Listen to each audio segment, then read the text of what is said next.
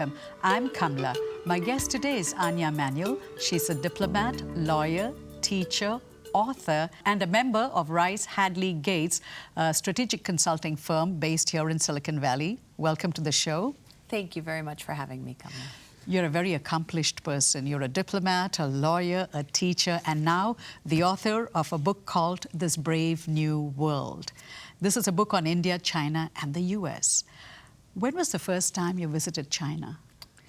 The first time I visited China was actually fairly recent. I think it was in 2005 or 2006. But my interest in Asia goes back so much further than that. So my father was actually a German diplomat, and I grew up in part in Abbottabad, Pakistan, which is right at the bottom of the Karakoram Highway, which leads to the wild west of China, and of course near the disputed border with India. So ever since then, Asia has been something that I've been fascinated by. Oh, you grew up in Pakistan? For several years, yes. So do you speak the language or understand Urdu? I spoke and understood Urdu when I was 6 and 7, and then I forgot it just as quickly as I learned it. Okay. And then India? India, the first time I visited India was actually in 1996. We spent all summer backpacking around, seeing it from a different perspective than I would now. And then, of course, I spent a lot of time when I was working for the US State Department, I was one of the negotiators of the civilian nuclear deal with India, so spent quite a lot of time there negotiating the deal. And now I'm there probably 2 or 3 times a year. So you went in 96, which is when I think the economy opened up, the Indian economy. And 10 years later, you were part of the team that negotiated the civilian nuclear deal that ran into some problems. The deal was signed, but in executing the deal, there were some issues. What were those issues? Well, this is a very complex deal. So India, as of course you know, never signed the Nuclear Non-Proliferation Treaty. They had very few nuclear weapons, a small nuclear weapons program, and India has always been a good steward of its nuclear technology. It has never proliferated, it has never sold its technology to anyone. We made the calculation, or President Bush did in 2005, that it was important to really bring India in as a strategic partner. We wanted a close partnership with India. And this was an issue that had been a sticking point for so long. India, of course, needs a lot of electricity. They need clean electricity and an alternative to coal if we're going to get climate change just right. And so this deal was negotiated. It was complex and difficult on both sides. And it was difficult both the negotiations between our two countries, but then also within our countries. So I tell a story in the book where Jaishankar, who is now a famous Indian diplomat and a very wonderful counterpart in these negotiations, actually told us to take a break. And he would then go and negotiate with his own team internally while we would be off seeing museums in Delhi. And then we would reconvene several hours later and continue negotiating between the countries. On the US side, it was also something that was difficult. You know, I spent a lot of time with, at the time, my boss, Nicholas Burns, up on the Hill trying to get support for the deal. It's the first time that the Indian American community in the US really coalesced around an issue and was incredibly helpful. And ultimately, of course, in the US, it passed 92-8 in the US Senate. So it was a really important milestone, even though it's taken so long to implement, because it taught our two countries how to work together. So what were the sticking points then after you negotiated the deal? Well, the deal itself was complex, a lot of sticking points. Once we got over those, the most important one, and the one that's made it very difficult to implement, is that in every other civilian nuclear deal around the world, there is a limitation of liability for the companies that are going to build the nuclear power plants. And of course, that's difficult in India for historical reasons with the Bhopal disaster. And in the midst of all this, we had the Fukushima accident in Japan. So it made that a very difficult political issue in India. I now understand that it is mostly resolved. I think you may have seen when Prime Minister Modi was in Washington this week, he announced that some of the reactors are going to begin to be built, which is great, including American reactors, some French reactors and some Russian ones. Westinghouse, which is the American firm doing this, still thinks there are some things, some details that need to be worked out, but I'm optimistic that it will now go forward. So do you think Ambassador Jaishankar played a key role because his father was a very well-known strategic thinker and writer, and I think he believed strongly in India being a powerful country, you know, Dr. Subramaniam. So I wonder if having Mr. Jaishankar on the team helped you all in some ways. When I say helped, push the negotiation in the right direction. Yeah. Jaishankar at the time was sort of what would be our level of the Assistant Secretary for the Americas, sort of a mid-level diplomat. And he and Shankar Menon were really instrumental in getting this deal finished. We worked incredibly well with them. They were always unfailingly intelligent, thoughtful, and had their eye focused on the ultimate goal, which is what we hope we did too, which is to create a closer partnership between the United States and India. So coming to your book, this is the first book that you've written, This Brave New World, India, China, and the US. This is a fascinating and a very accessible book because you present all three countries in different ways, and there are all these anecdotes that you have embedded throughout the book.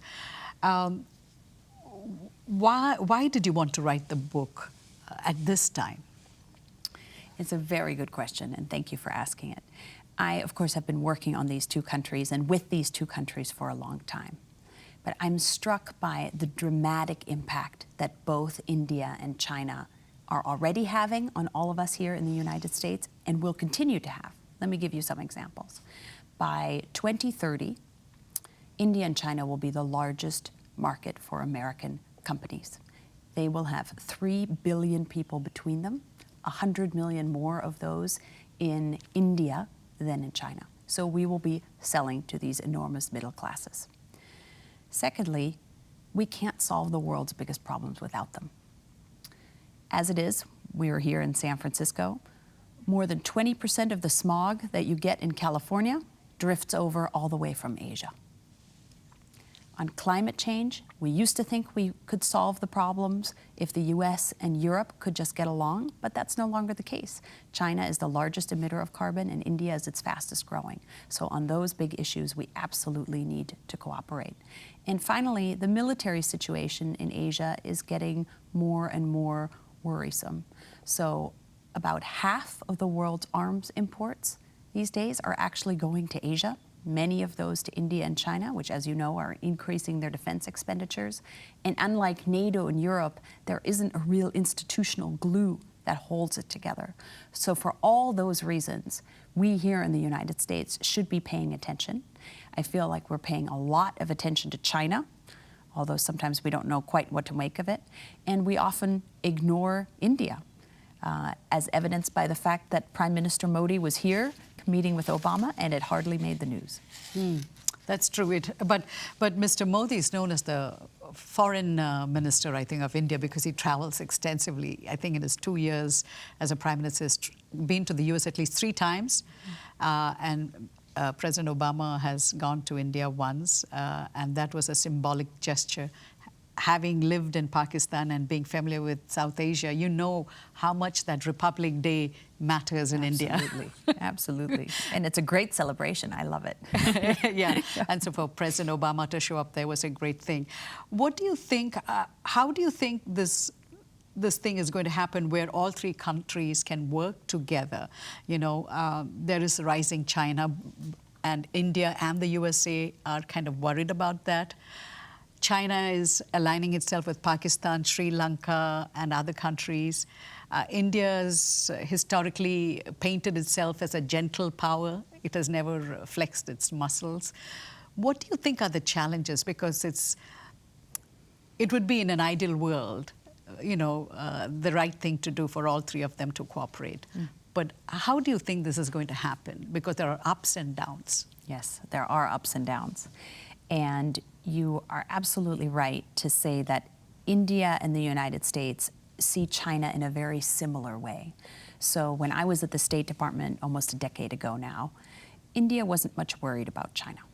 but that has changed very much. Why? And I think the economic relationship between China and India has become stronger. At the same time, so the U.S. and India both have very important economic relations with China. Nobody wants those to fall by the wayside. We want to continue trading with China. What's difficult I'll speak for the U.S. first. On the U.S. side is that we feel like there isn't fair market access to China. They're coddling their national champions. We're worried about their cyber stealing of our industrial secrets. And frankly, we're worried about their assertiveness in the South China Sea and elsewhere. And I think India has similar worries. There's also a huge trade imbalance with China, just like there is with the U.S. and China.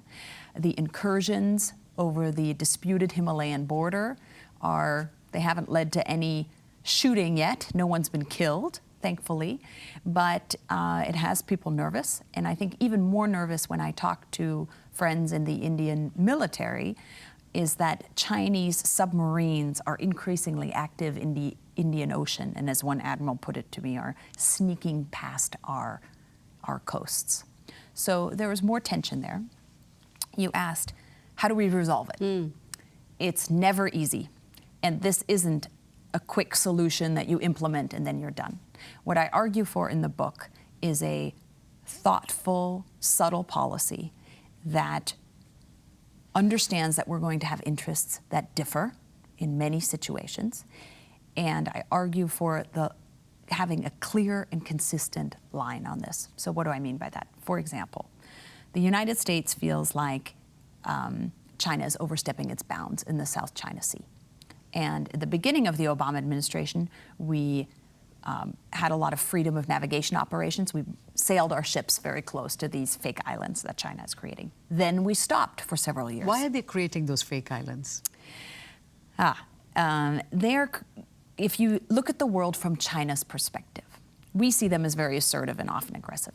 But look at the world from their perspective. Their lifeline is the ocean. Almost all of the goods that go into and out of China come from the ocean. They're a strong literal state. They are. 82% of China's oil goes through the Malacca Strait, this tiny, narrow strait. If the United States or another power were to shut that down, it would wreak havoc on the Chinese economy. Not to mention that their economic interests are expanding around the world. There are more and more Chinese people living in other nations, so they feel, understandably, that they need to protect them. And also, that first island chain that China likes to talk about is only a couple hundred miles off its shore.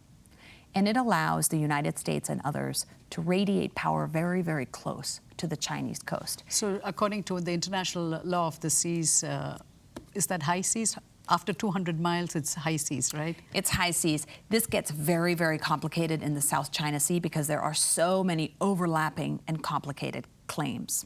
So you're a lawyer, so I just want to ask you this. Do you think China is somehow, by creating these fake islands, is changing the norms and customs and, how you occupy territories when it comes to international law and international sea?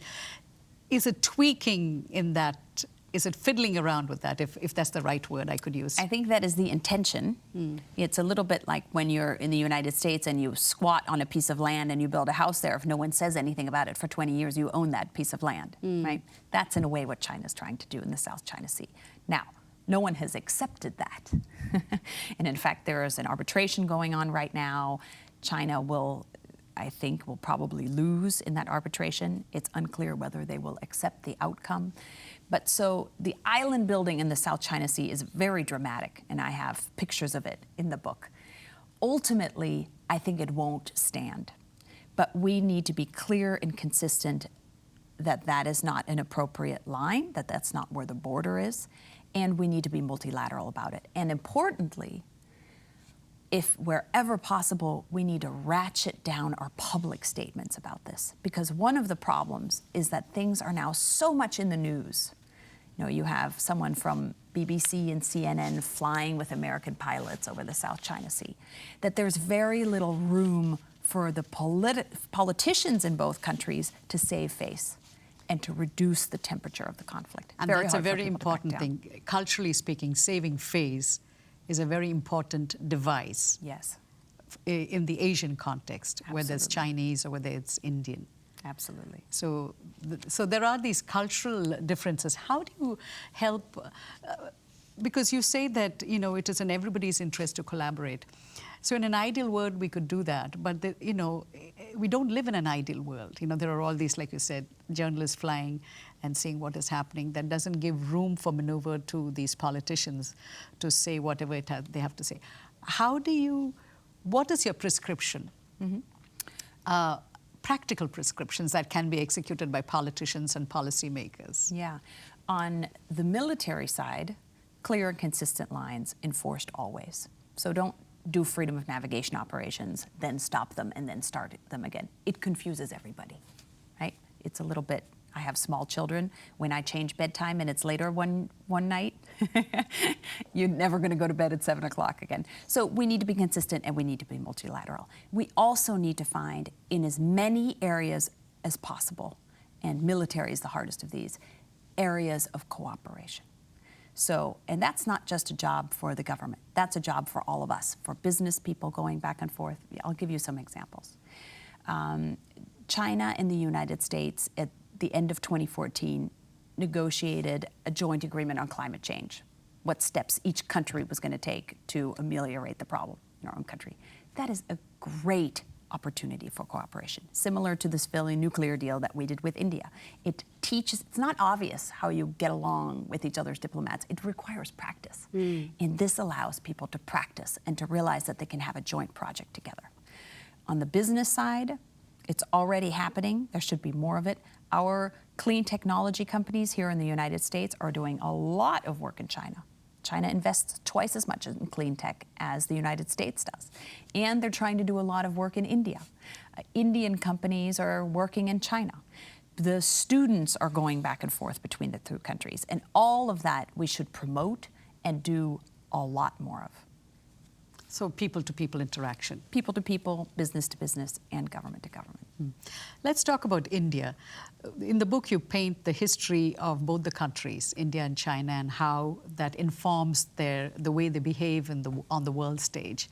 So China was a middle kingdom. It always was the center of the universe. So maybe that's why they're behaving the way they're doing now. That could be one line of argument for how they behave. India, on the other hand, people have come over the centuries and they've not been able to really conquer the country. The country, I think, ends up conquering them in some ways. Yeah. Right? You call it raucous democracy right now. It's a system that works. It has its own method of working. What do you think has changed under Prime Minister Modi when it comes to U.S.-India relations? I think U.S.-India relations have been a gradual evolution, all in a positive direction, I think. And in the United States, this is something that's really bipartisan. So Clinton did a big trip to India at the end of his administration. George W. Bush doubled down with the civilian nuclear deal. Obama has done a lot. Obama proposed India for a UN Security Council seat, for example. And I think in India, you see the same thing. It used to be that India was understandably, it became a country in the late 1940s as currently formed. It had a bad experience with colonialism. And Prime Minister Nehru, the first Prime Minister of India, said understandably, we're going to be the representative of the world's downtrodden. We're not going to get involved in great power politics. And many of the diplomats, even the ones that I met, the Indian diplomats, were very much still steeped in this non-aligned movement. We don't want to be too close to Russia. We don't want to be too close to the United States. We don't want to be too close to anyone. I think as you get a new generation of both business leaders and government leaders in India, and Modi is a perfect example of that, there is less and less fear that you're going to be too close to the United States or that we'll be beholden to the United States. It's just a partnership that makes sense. And Modi has, I think, rightfully doubled down on it. Who within the Indian system kind of resists working with the American government and with American business? There must be some bloc that kind of resists. Yeah, and it's hard to generalize. It's just individuals. So some diplomats were just less comfortable being with the United States. The civilian nuclear deal had a difficult vote in the Indian parliament because some of the political parties were resisting. You see it less and less now, frankly, and I think the business leaders on both sides have been really instrumental because India wants to trade with the world and wants to be open. I would say, since you're asking a very specific question, I still see it a lot in our trade diplomacy. So where, military relations are great, diplomacy back and forth on a lot of different issues is fantastic. People to people is great, business to business great. Our trade relationship is slower than it should be. Could it be because of the colonial history that India has? Because it was through trade that the British came? Yes, Could absolutely. that be the one that's informing their... Absolutely. And I write about this in the historical chapter in the book, how inevitably all of us have stories that we tell ourselves. There's a history that is stronger in our collective memory, and that is exactly one of the stories in one of the storylines in India.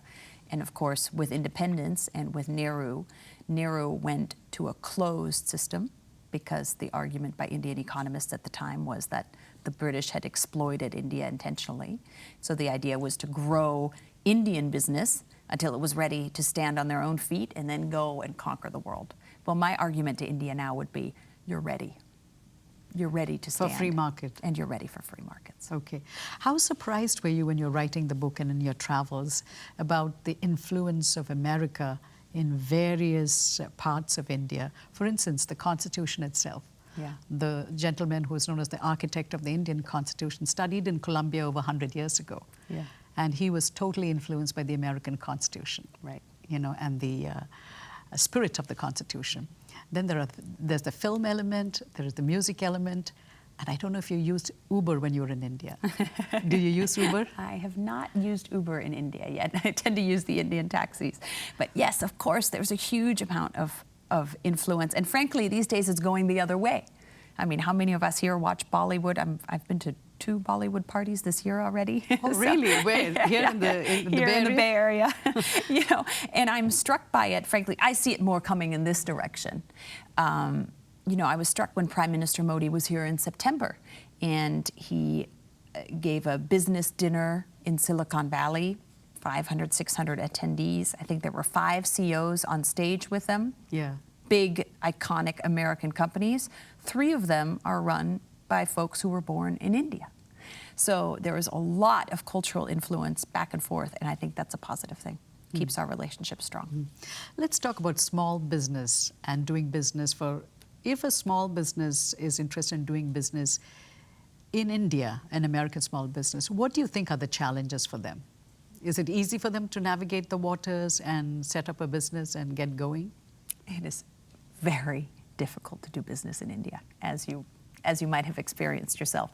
So I'm smiling because when I left the State Department in 2007, I actually considered setting up a business in India with an Indian partner. And we spent 6 months sort of studying this, and we just got so stuck in the morass of how are you going to buy the land, and and this was a service business, it was a law business. How are you going to get the licenses, the license to operate, the environmental license? And it was just taking so long that, frankly, we gave up, right? And I think a lot of American businesses are discouraged by that. I hear it a lot. I hear it from my clients. Things haven't changed in 10 years? Things have changed a lot. And I think Modi is rightfully making a big push in this direction, starting with putting a lot of the simple things like the licensing online. And it's improving vastly. And it has improved very much in certain states and not in others. So when I tell my clients who are trying to do more business in India, I say choose the state, the Indian state that you're going to be in. It's not so much a country, but you can do a lot of business in Andhra Pradesh or in Gujarat or in other places. Or Telangana, the new state. Or Telangana, the new state. And it maybe, is your family from there? No. But I know that Naidu was very pro, business when he was head of Andhra Pradesh. Yes, right. He was. Okay. He was. So you recommend that they go to states that are friendly. It makes it much easier. How easy is it for an Indian business person to do business in America? It's interesting. I have less experience with that, of course, since I'm not an Indian business person doing business in America. what I tend to hear from foreigners, and I hear it mostly from Chinese, is great, it's a level playing field, but no one helps you at all. Right? So in contrast to China, where if you're going to invest, people will roll out the red carpet, they'll show you how to do it, they'll walk you through the licensing regime, they'll actively help you. Here, you're just sort of on your own. And I actually serve on a commission for Governor Brown that thinks through how to get more foreign direct investment into California and how to improve our exports out from California. And this is one of the things we're looking at is, we have a pretty even regime. We think it's pretty straightforward, but even starting a business here in California isn't always that straightforward. So we're looking into ways to make it easier for foreigners to invest here. That's interesting. And I think you were appointed recently, weren't you? It started about a year ago. Okay. Yeah. Living in Silicon Valley, I just can't help but ask this question. Technology must be in your radar. You're also part of a startup? You sit on the board of a San Francisco startup? Oh, I sit on the advisory board of, which is different, of Yes. 2 San Francisco startups. And yes, of course, in the consulting firm that I run with Condoleezza Rice and others, we do a lot of work for Silicon Valley tech companies. And boy, is it fun. It's such a great time to live in this part of the world. How is it fun and how is it different from your policy world? Well, it's different. One thing that's striking is when you leave the State Department, you think all diplomacy happens government to government. But actually, so much diplomacy happens between people and between businesses. Let me give you one example. One of our clients several years ago was going to set up business in Vietnam, and they were thinking about hiring several thousand Vietnamese engineers. That is more aid than our USAID organization from the US government is ever going to give to Vietnam. So these relationships are really important. They're not always positive, but they're important. And then specific to Silicon Valley, our tech companies, they tend to be incubated here, but they're so quickly international. Before you know it, you're doing business in 80 countries and you're helping promote freedom of speech, or you're just getting people around with taxis. So it's something that these specific entrepreneurs here in Silicon Valley, how they internationalize is something that they have to wrestle with much more quickly than traditional companies. My last question. How many languages do you speak? Not that many. I speak German, of course, because I'm German, and English and Spanish, and then terrible French, because my husband is French, and almost no Hindi. Well, you speak more than one language, Anja. I do. Anja, it was such a pleasure to have you, and hopefully you can come back and do another interview with us. We would love to have you back. Thank you. I would love it. Such a pleasure to meet you, Kamla. And thank you for watching. We'll be back again next week with another interview. Until then, goodbye. And thank you for watching. If you missed any of our shows, you can watch them on our YouTube channel. And I'll be back again next week with another show.